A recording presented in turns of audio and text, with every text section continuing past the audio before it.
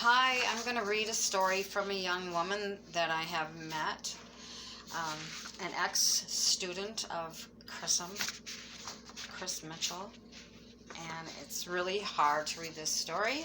I mean, it's going to be hard for you to hear it, but it is what it is. This is on cult education. If you type in Kundalini Awakening System / Master Chrism / Chris Mitchell, you'll find pages of stories, but people don't want to read anymore. They want to go on YouTube and have somebody else read to them. So here we go.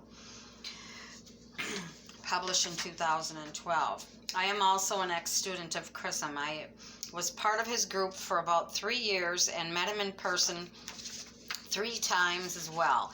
Not much transpired for the first 2 years of our online interactions, other than he seemed a bit more controlling than I was comfortable with. His writings seemed wonderful though, and the group was lovely. After meeting him the first time at the beginning of 2010, I was distinctly aware something was not right. There were a lot of discrepancies. He seemed not to be practicing what he teaches, and on top of that, I perceived a lot of sexual stuff. He constantly told sex jokes. He wanted me to sleep in his same bed for energy purposes. He did not show patience to people, was not in any way grounded or centered. Hang on, I gotta grab a magnifying glass because the writing's small. So I could not step away from the self-doubt and kept thinking maybe it was just me. Who was I to know?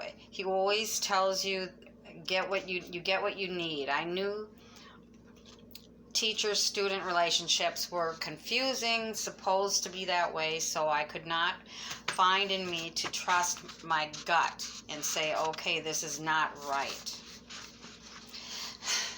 My own story as well. After our last meeting in March 2012, however, it became absolutely clear he is an extremely manipulative person. He is very good at finding your weaknesses and using them to get what he wants. And basically, if you are a woman, he wants you naked. He wants to dominate, to have power and control over you. He calls this surrender. He states that God expresses through him and that he is completely surrendered and uses this to justify what he does. During my second stay, things were going on that were much more sexual in nature. I did not know this other than a bit the people had gotten naked with him, and that people had gotten naked with him within the context of surrender and release of ego boundaries. I did feel these boundaries strongly in me, and people I trusted seemed to be able to make sense of it all. Yeah, same here. Plus, I was here the second time to figure it all out. That's why I went with it mostly, I think. I had resisted a lot of the time, but had not been able to release. I think I felt that if I went that path again, I would never make sense of it all. So I jumped in and tried to not second guess. I needed the actual experience. I went with it, and it was not nice. Far from it. Actual sex did not happen with me, although I know it happened with others. But it was mostly because there was a limited amount of days. What did happen was very bad anyways, and not that far from it. It was annihilating, draining, hurtful, and were a lot of tears. I was put through a week-long marathon of daily 3-hour sessions of the work that broke me down so completely I did not know who I was anymore. I felt like a turtle, completely retracted in its shell. He could have done anything to me at that point. I was completely shut down. He said this was good. I feel he uses mind control teachings as well. Well, yeah, of course. He definitely did something that looked a lot like it to me. He is good at what he does. He works you up to it gradually. It sounds so good. It makes so much sense. And then the deeper you go into it, the harder it is to step back. Because to do it, you will have to deny all that you did. And it hurts. You want it to be true so bad. Because if it's not, it hurts even worse. I feel I was made to violate myself, and I was manipulated and weakened until I voluntarily turned against myself and violated myself. That was the worst of it, as I could not even separate from the horror that was going on. And so day after day, I was brought deeper and deeper into it. I now know for a fact that others have gone through the exact steps of the work. Some have even been made to go more difficult levels still. Normal practices in that ashram that I discovered later. Okay, let's go a little further. I noticed something. Wait. He urges me to find the most difficult thing for me to do with him, and then I do it. I say that I have trouble recognizing divinity in him. I have trouble accepting that everything he does comes from Shakti, as he says.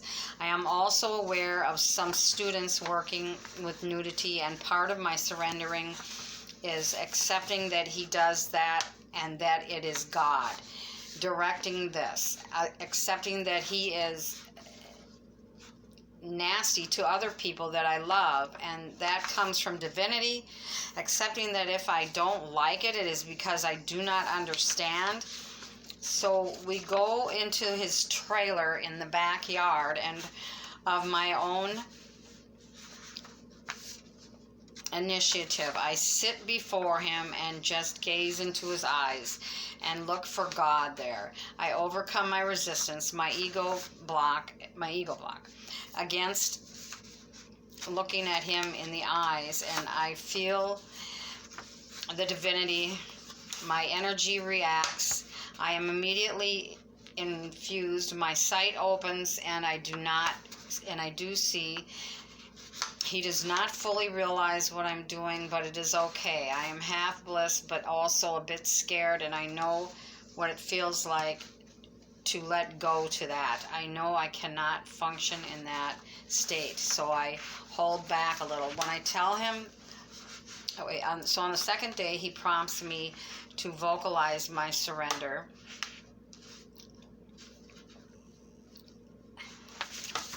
Okay. This is really long.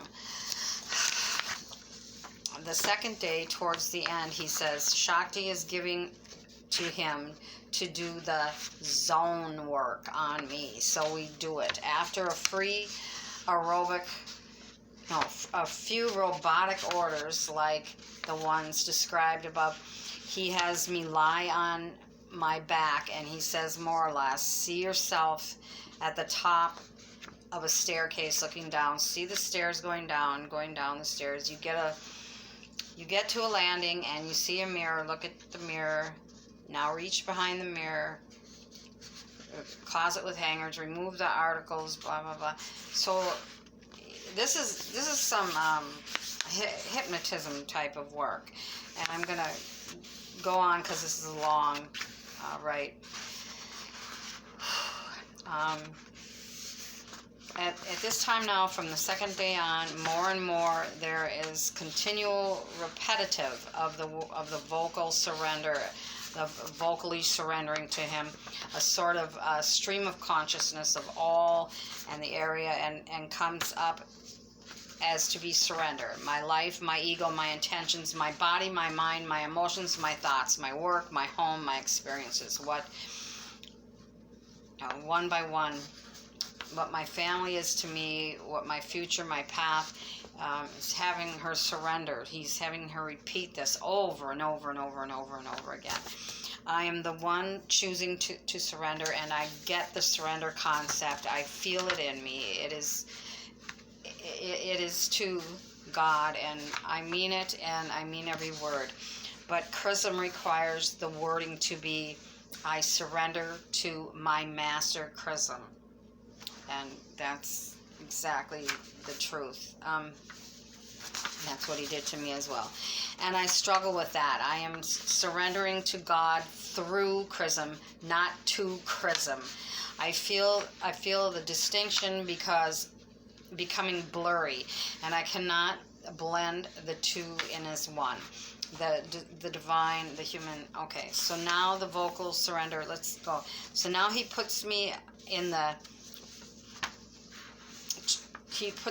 devotional poses, lying on the floor, touching his feet at the beginning, and he says, cover up with a blanket. He looks, this is after he has her undress. He has her undress and says at first she can be covered with the blanket. He looks away or closes his eyes. As time goes by, he stops and is now looking at me directly. Things are worked up gradually. One big leap, a few small ones.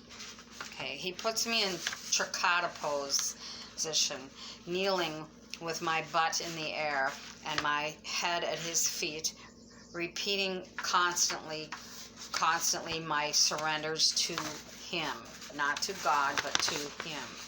He has me hug him with his chest bare and my body bare. He lying on his back. He has me breathe faster and faster like I am sexually aroused, and then stop all of a sudden.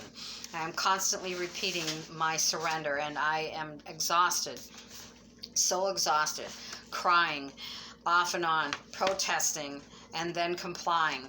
He is patient throughout and very firm. Either I do what comes up or we stop the work altogether and all is lost. And I am still believing in the work, although by this time my mind is so empty, only focused on the near present, shutting off all projections, speculations. Every morning I am waking up feeling more and more crappy. Severe headaches, pain in my chest and shoulders, in my legs, a sense of fatigue I cannot shake off till the time comes again that he calls me to his trailer, where with me in a trance-like state of emptiness, we resume the work.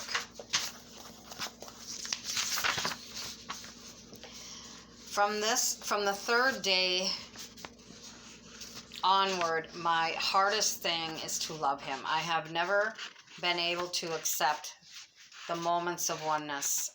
Okay, I have to take a minute here. Hang on.